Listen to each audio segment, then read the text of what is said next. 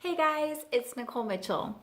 So today I'm actually going to share with you an audition piece I wrote for a speaking gig that I auditioned for. And my piece wasn't selected, and that's okay because I still want to share this message with you.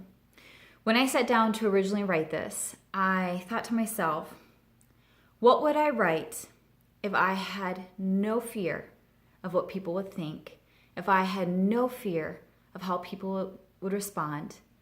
What would I write? And this was born from those questions. So this is titled, Love Will Bring Us Home.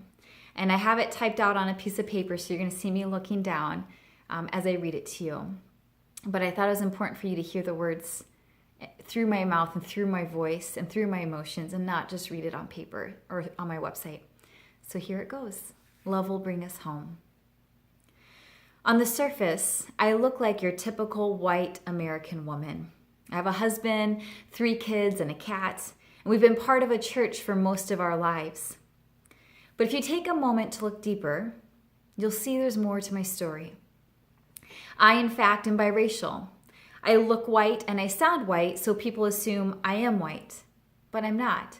My mom is Korean and my dad is Caucasian, and I had the privilege of living in South Korea for 5 years as an adult, and it was life-changing to live in the homeland of my ancestors. I fell in love with Korean food and culture, the language, and my people. I may look white, but I think and feel more Korean than most people realize. My marriage also makes me look like I'm straight. But I'm not. I'm queer and my husband is straight, and we are in what's called a mixed orientation marriage. And what makes this whole story fascinating is that I didn't realize I was queer until 7 years into our marriage. No one ever told me that you could go to bed one night thinking you're straight and wake up the next morning realizing you're queer. Why wasn't it ever talked about in our premarital counseling? Okay, so my story is a little more complicated than that, but for the sake of time, that's basically what happened. And just to add to the complexity of life, I'm also a recovering Christian. Having gone to church my whole life and eventually landing on a preaching team, all I ever knew and did was revolved around the church. But recently, as I started to deconstruct white straight male power and privilege and the patriarchy, I learned how much of my Christianity was a byproduct of white straight male thinking and ideology. As a biracial queer woman, their theology had no room for me. It didn't represent me or my story. Heck, it didn't even acknowledge my existence, as biraciality and sexuality were never discussed in the churches I grew up in. Not being named is not being known. And after 30 plus years in the Christian church, I couldn't stand being unnamed and unknown any longer.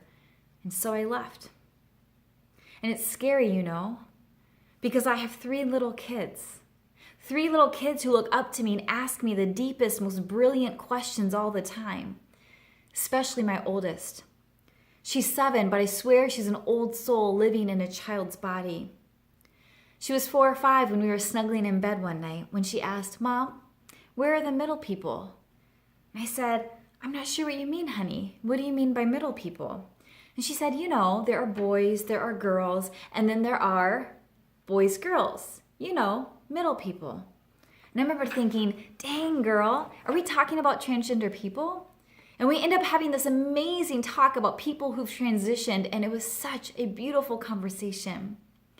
But I never had these kinds of conversations growing up. I didn't know the term transgender until I was an adult. So at times I feel incredibly inadequate when trying to answer my daughter's questions. The same thing applies to the church. I've only ever known church life.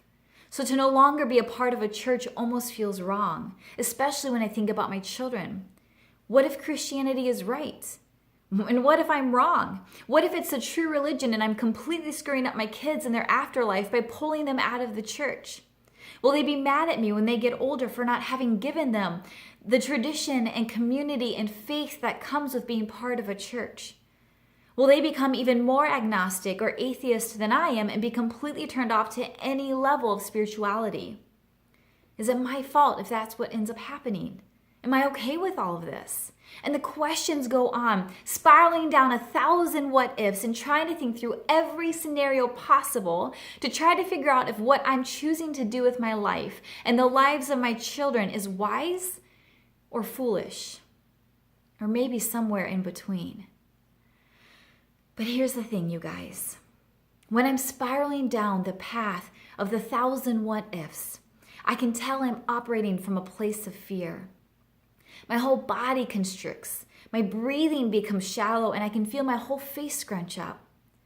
But when I think about how I'm resisting toxic theology and how I'm standing against queerphobia and standing for full inclusion of all kinds of beautiful people, I feel my whole body expand. I feel a lightness to my chest and my whole face lights up.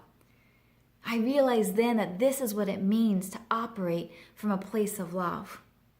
And if there's anything I have learned in my 34 years of life on earth, it's that I refuse to make decisions based in fear. Instead, I will keep choosing love over and over and over again. Love for myself, love for others, and love for my children, until love brings me and my babies all the way home. Thanks, guys.